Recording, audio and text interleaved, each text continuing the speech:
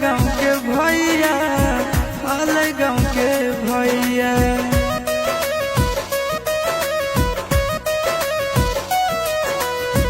कोई नहीं जानत न बने निर्दयिया, पूछो तो कह दी हल गाँव के भैया, हल गाँव के भैया। अपना दुबारिया बोले न गे, तोरा एलियो ससुरारिया, एको लोटा पनिया पिलाई दे न गे, तोरा एलियो ससुरारिया।